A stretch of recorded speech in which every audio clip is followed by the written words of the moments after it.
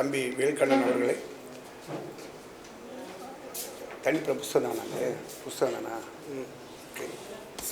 சட்டையின் நிழல் குறித்து தம்பி வேல்கண்ணன் அவர்கள் பேசுவார்கள். வேல்கண்ணனை பற்றி ஒன்றும் சொல்ல விளம்பரம் தெரியும் எல்லாத்துக்கும். ரொம்ப இந்த வாய்ப்புக்கு நன்றி.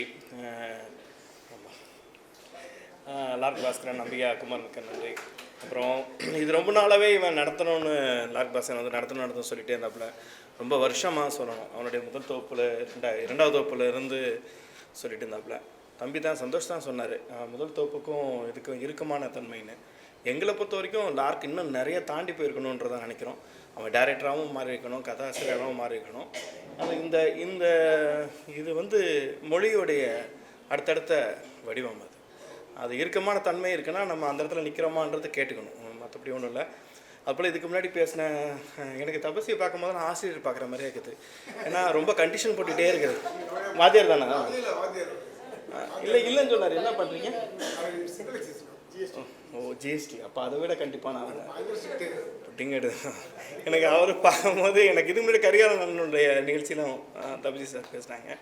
அப்போ எனக்கு அப்படி தான் கேட்கணும்னு தோணுச்சு. இன்றைக்கி கேட்டுட்டேன். இது தயக்கம் இல்லாமல் அந்த மாதிரி வேண்டும் செய்ய வேண்டும் அப்படின்னு நான் சொல்ல மாட்டேன். என் பேச்சு உங்களுக்கு நல்லாவே தெரியும். அதுபோல் சுசித்ராமரன் மாதிரி நான் சொற்சேர்க்கை ரொம்ப அழகான தமிழில் அழுத்தமாக அப்படின்றது இல்லை. பேசும்போது கூட ஒருமைப்பன்மை வரும். தொகுப்புலையும் இருக்குது, அதை நான் எழுதியிருக்கேன். ஒருமைப்பன்மை பிரச்சனை இருக்குது, அதை சரி பண்ணணும்னு.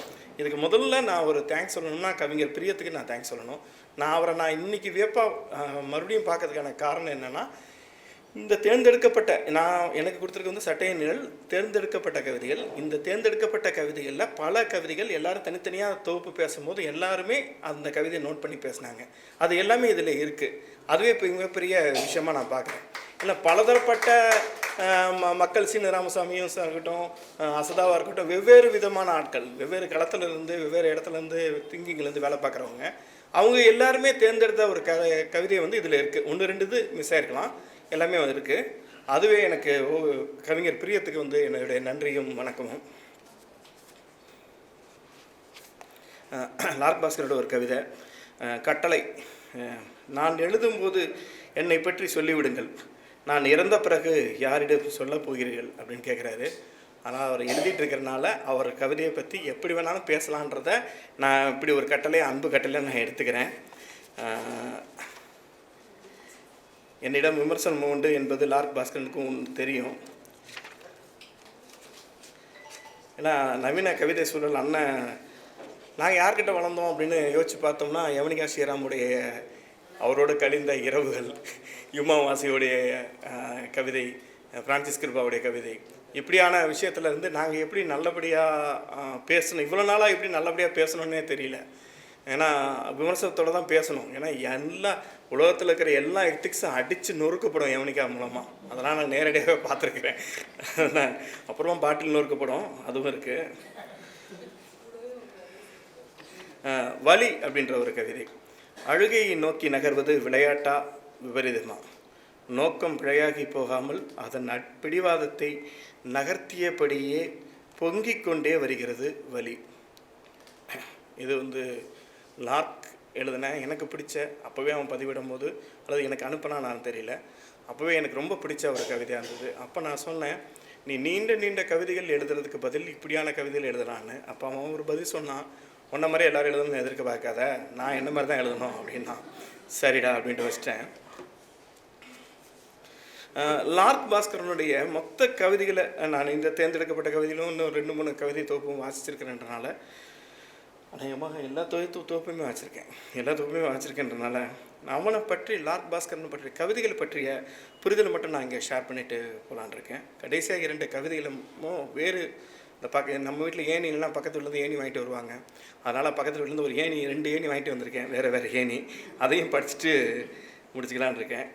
ஒரு பார்க்க இந்த சமூகத்தில் நடக்கக்கூடிய இந்த பிரச்சனைகள்னு வச்சுக்கோங்க, அரசியல் பிரச்சனைகள், சமூக அமைப்பு, குடும்பியல் அமைப்பு, தாம்பத்திய அமைப்பு, அல்லது யாரோ ஒருத்தவங்க பெரிய ஒரு பட்டியல் போட்டாங்க, கரிகாலன் தான் போட்டாங்கன்னு நினைக்கிறேன். அப்படியான ஒரு வாழ்க்கை முறை, இப்படி இருந்தால் அப்படி இருக்கணும், தாம்பத்தியமாக இருந்தால் கார் வாங்கணும், வீடு வாங்கணும், இப்படி ஒவ்வொரு மேலே இருக்கக்கூடிய கொட்டேஷனுக்கும் கீழே டெஃபினேஷன் இருக்குல்ல, அது எல்லாத்தையுமே லார்க் பாஸ்கரன்ற கவிஞன் பார்க்குறான். அதை பார்த்துட்டு அதை பதிவு பண்ணுற இடத்துல தான் ஒரு விதமான பதட்டம் சார்ந்த அல்லது ஒரு ஒரு ஒரு வித அவசரத்தன்மையை அவருடைய கவிதைகளை அங்கங்கே நான் பார்க்க முடியாது. மிக வேகமாக எல்லாவற்றையும் சொல்லிவிட்டு போகணும். ஆனால் சொல்லி முடித்த பிறகு எதையாவது ஒரு தத்துவத்தில் கட்டுவதற்கு முயற்சி செய்கிறார். எனக்கு தெரிஞ்ச லாக்பாசனுக்கு நான் சொல்கிறது என்னென்னா, அந்த தத்துவத்தோட கட்டணுன்ற அவசியம் இல்லைன்னு நான் நினைக்கிறேன். ஏன்னா நீ சொல்கிற அந்த இடமே கவிஞனாக அந்த பார்த்த பின்னாடி கடன்னு பதிவு பண்ணுற இடம் இருக்குல்ல, அந்த பதிவு பண்ணுற ஒவ்வொரு விஷயமே மிக முக்கியமான விஷயமாக நான் பார்க்குறேன். ஏன்னா இது எல்லாருக்குமான பார்வை கிடையாது, ஒரு கவிஞனுக்கான பார்வை தான். எல்லாரும் அந்த பார்வையை பார்க்குறாங்க. ஆனால் நீ பார்க்கும்போது மட்டும், உன்னுடைய கவிஞனாக பார்க்கும்போது மட்டும் இதை பதிவு பண்ணுன்ற இடத்துல தான் அது கவிதையாக மாறுதான் நான் நினைக்கிறேன், அல்லது மாற்றணும்னு நினைக்கிறேன். மாறிடுச்சுன்னு நான் சொல்லலை, மாற்றணும்னு நினைக்கிறேன். இன்னும் கொஞ்சம் அதிகமான மெனக்கடணும்னு நினைக்கிறேன். அது ஒரு விஷயம் இருக்குது அவருடைய லாக்பாஸ்கரோட கவிதையில். அடுத்த கவிதையில் அப்படியே ஆப்போசிட்டாக சில கவிதைகளை நிதானமாக காட்சிப்படுத்துதல். இப்போது பதட்டத்தோட அவசரத்தோட பதிவு செய்கிறாரு, இங்கே இந்த இடத்துல காட்சிப்படுத்துகிறாரு. இப்போது பதட்டமாக காட்சி பண்ணதுக்கு ஒரே ஒரு கவிதையை மட்டும் வாசிடுறேன். ஏன்னா சும்மா சொல்லிட்டு போயிட முடியாது இல்லையா, அதனால் ப்ரூஃப் இருக்கணும். இப்படியே இருந்துவிட நினைத்தும் துரத்தும் நாயென சுவரேறி குதித்தேன். யாரோ வாசித்தாங்கன்னு நினைக்கிறேன். யார் வாசித்தா? நீங்கள் தலைவா. வாழ்வின் தூரத்தை எதிர்கொண்டேன், அடையாளமில்லா பேச்சானேன். எதிர்ப்புகள் ஒன்று கூடி சத்தமாக கைத்தட்டின. உண்மைகள் தினந்தோறும் தொடர்ந்த போதும் அவர்களின் கைகள் அரிக்கத் தொடங்கின. இந்த இந்த இந்த இந்த ஒரு பத்தி எடுத்துக்கிட்டு அவரை ரீடிஃபைனோ இல்லை டீகோடிங்கோ பண்ணோம்னா வேறு ஒரு கவிதை வரும். அது நிதானமான ஒரு கவிதையாக மாறும்னு நான் நினைக்கிறேன். அடுத்தது, நன்றிகள் அடங்கிய நாட்களை திகைப்புடன் பார்த்தேன். தெருவோர வாசிகளின் குரல்களின் அச்சமில்லா உணர்வோடும் பகையில்லா போர் வேரோடும் பயணித்தேன். நாளை விடியலின் உண்மையை பார்ப்பேன். துரத்தும் விழிகளுக்கு நான் எப்போதும் போலவே இருந்திருக்கிறேன். அவ்வளவே யாரை துரைத்தது யார்? அதான் கொண்டு வந்து கடைசியில் தென்னை மரத்தில் கட்டுற மாதிரி முடிச்சே ஆகணுன்ற மாதிரி ஏதோ ஒன்று. எனக்கு தெரிஞ்சு அவ்வளவே என்ற வார்த்தையோடய முடிஞ்சு போச்சு, அல்லது அதுக்கு மேலேயே நீ பதிவு பண்ணுற இடத்துலையும் முடிஞ்சு போச்சு. அதை கொண்டு வந்து தென்னை மரத்தில் கட்டுறது தேவையில்லை, இருந்தாலும் தென்னை மரம் தேவை தான். ஓகே, ரைட், என்னுடைய பார்வை இது. அதே போல் நிதானமாக ஒரு விஷயத்தை பதிவு பண்ணுற இடமும் இருக்குது.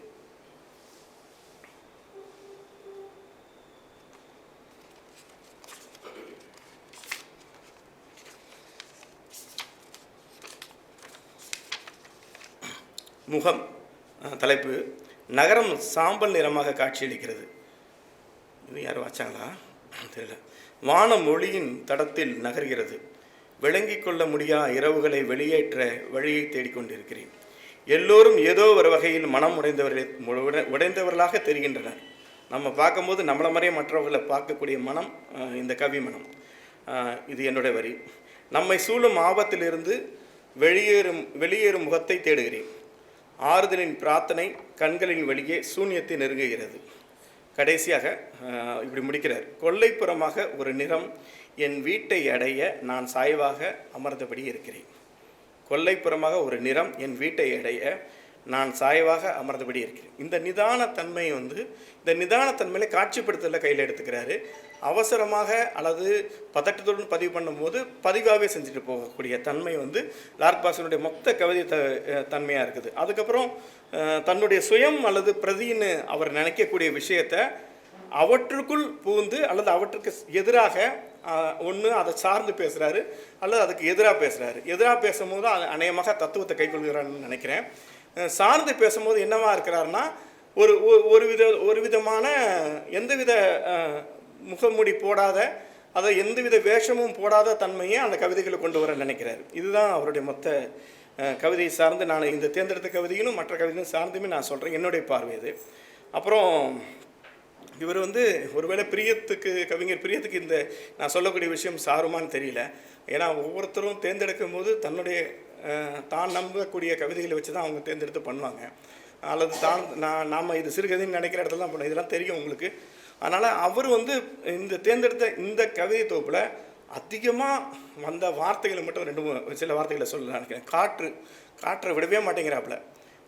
காற்றுன்னு தலைப்பு வச்சே ஒரு சில கவிதைகள் வருது. அதுபோல் காற்றுன்றது திரும்பி திரும்பி திரும்பி வந்துக்கிட்டே இருக்குது. காற்று, உலகம், காலம், ஈரம், இசையில் 2 விதம் தான். ஒன்று மெல்லிசையாக இருக்கணும், இல்லை தாலாட்டாக இருக்கணும். அப்புறம் நடந்து போகிறது, பொய், உண்மை, எங்கேயாவது சிறு தெய்வங்கள், அப்புறமா எல்லா கவிதைக்கும் எல்லா நவீன கவிதைக்கும் ஆப்ரேட் ஆகக்கூடிய தனிமை. இந்த இடத்துல தபசிக்கு ஒரு சின்ன விஷயத்த சொல்லணும். சங்க இலக்கியத்துலேருந்து இன்றைக்கி வரைக்கும் நமக்கு தனிமையை கொண்டு வந்துகிட்டே இருக்கிறோம். ஆனால் சங்க இலக்கியம் படிக்க வேணான்றது ஓகே தான், இல்லை நீங்கள் படிக்க வேணாம்லாம் சொல்லலை. ஆனால் அதை நீங்கள் வாசிக்கும் போது நம்ம இவங்க சுசித்ராமன் சொல்கிற மாதிரி இந்த ரிப்பீட்டட் வேர்டை தவிர்க்கிறதுக்காகவே சங்க இலக்கியங்களை வாசிக்கணும்னு நினைக்கிறேன்.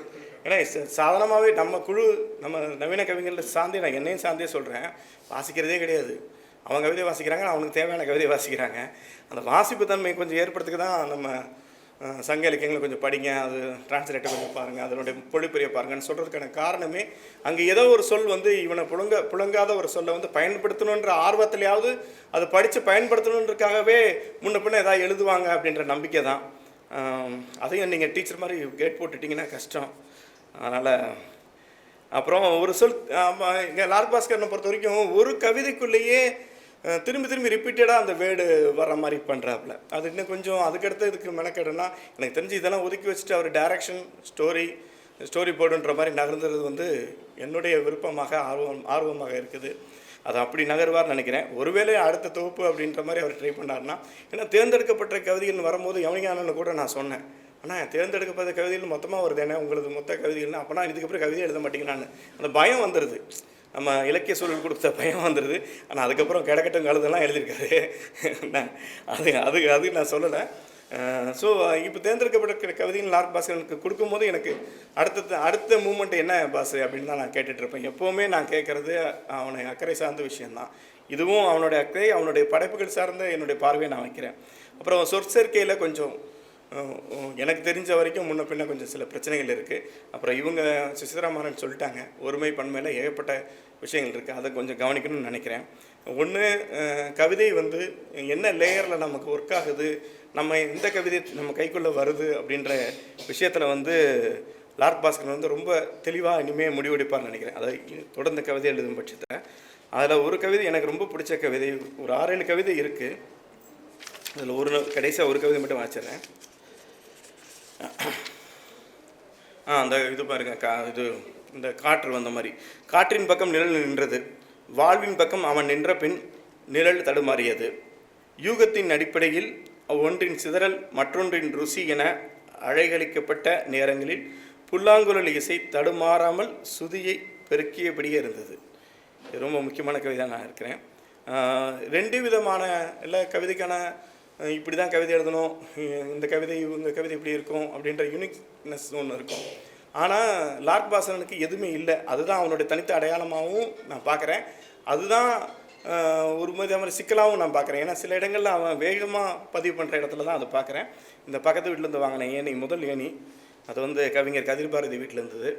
கக்கடைசியில் ஏர்வாடி தர்காவில் அம்மாவை சேர்த்தோம், சங்கிலி பிணைத்து அழைத்து போகையில் ஏன் தலை தடவினாள், சங்கிலி பிணைத்து அழைத்து போகையில் என் தலை தடவினாள், அப்போது கலைந்த தலைமுடியை எத்தனை முறை சீவியும் ஒழுங்குபடுத்த முடியவில்லை, தன் உடலுக்கு தானே தீ வைத்துக் கொள்ளும் அந்திக்கு இந்த வேதனை புரியும், தன் உடலுக்கு தானே தீ வைத்துக் கொள்ளும் அந்திக்கு இந்த வேதனை புரியும் அப்படின்றது அந்தி அப்படின்ற ஒரு கவிதை. அப்புறம் என்ன கவிதைக்காரன் இளங்கோட ஒரு கவிதை, பைத்திய நிழலின் உள்முகம் இசையின் முதல் புள்ளியை தரிசிக்கும் கணத்தில் ஒரு நட்சத்திரம் தீர்ந்து போகிறது.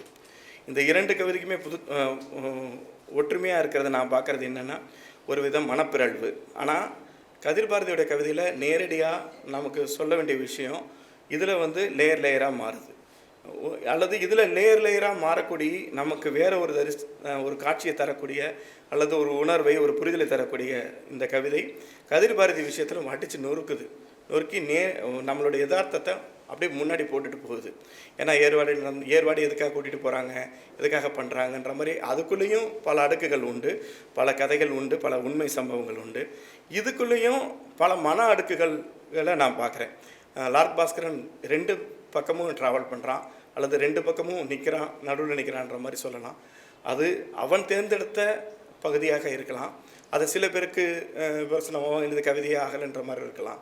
ஆனால் இதில் இருக்கக்கூடிய சின்ன சிக்கலை அவன் தவிர்த்து இன்னும் கொஞ்சம் மெனக்கல் செஞ்சானா, யாரோ ஒருத்தவங்க சொன்னாங்க எடிட்டர் தேவைன்னு, பிரியம் சொன்னாரா, பிரியம் தானே சொன்னார், பிரியம் சொன்னதை நான் வழிமொழிகிறேன்.